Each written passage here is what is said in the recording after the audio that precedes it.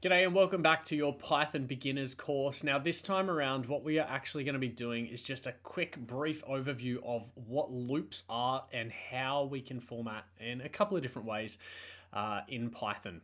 So loops are a really important foundation programming concept that you really need to get your head around to become a fantastic coder. So from here, what we're going to actually look to do is just have a brief overview of a couple of different loops. Okay, specifically we're looking at the for loop this time around. Now there is a different type of loop called a while loop that can be run in Python as well, but this time we're just going to focus on the for loop to keep it nice and easy, and then we'll in the next video jump into using loops as part of our drawing. Okay, so to begin with, we need to have a think about what a loop is, and the loop itself actually repeats code a certain number of times for you or over a certain thing, and it's what we call iteration in terms of its technical term. So to begin with, what I want to do is I want to just create a quick list here, or a quick thing, a number range. Okay, so I'm going to create a quick number range, which is going to get us to be able to see the Python interpreter or the compiler, count from 1 to 10. So the way in which we format our loop, so we start with the word for. So basically in my head, how I remember it, it's like for this number of times or for this purpose, loop this other code that I'm going to have. Okay, so I'm going to have here for index, okay, in range, and then I'm going to have a bracket 1, 10. Okay, and then from there, I need to have a colon at the end of the line. Now, once I put that in, you can see that when I press enter, it indents the code. So basically anything inside, this is how I like to think about it, anything inside that for word, okay, is inside the loop. So from there, I can have print index. Okay, now, if I come and run this code here, it's obviously going to ask me to save, and at that point, I might just have loop example. Okay, you can see that it prints over here in our compiler 1, 2, 3, 4, 5, 6, 7, 8, 9. So basically what happens is Python interprets this and it says, okay, you want to start with the index being number 1, okay, and then it counts 2, 3, 4, 5, 6, 7, 8, 9, and then when it reaches the 10, this is the exit point of the loop. Okay, so it doesn't actually print number 10. It says, okay, number 10 is where we finish. We are now done with the loop, which means we can stop looking at that code.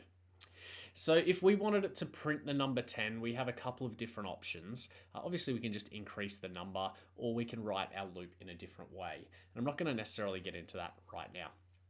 Now, this word index here is basically just a variable that we're saying what we want it to iterate over. Okay, so if I change it to for I, okay, meaning index or increment or something like that, so long as I change this to the I here, it's going to always print the correct number for us there as well. Right, so to just show you that again, I can hit save, and then I'm going to get the same output over here in our compiler 1 through 9. Now there is a different type of way that we can iterate over that as well, which is where we can put a list together. All right, so I'm going to have for I, no, we might make this a little bit easier, for name in, and then I need to put some people's names, so I might put like Abraham, Benjamin, Charles, and David.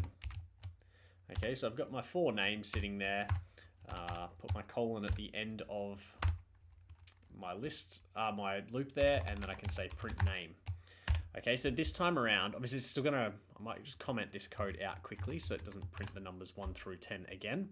But if I go and run that code, you'll see that down here it prints Abraham, Benjamin, Charles, and David.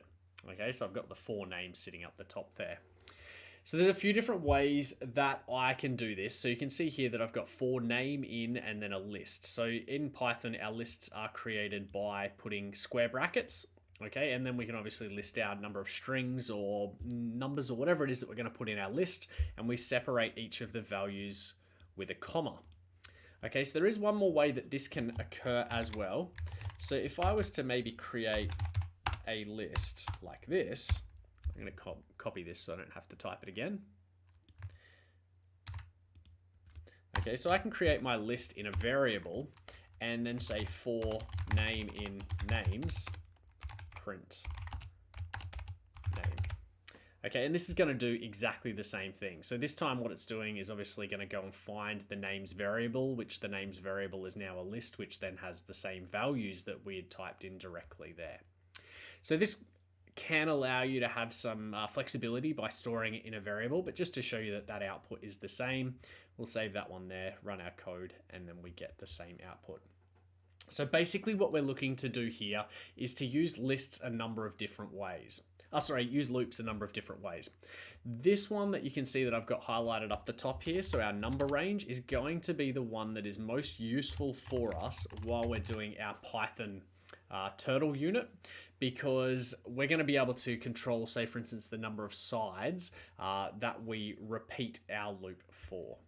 Okay, so I'm going to leave this video here, and then when we jump into the next video where we draw a square, you're going to see that we're able to make our code much more efficient in comparison to last time.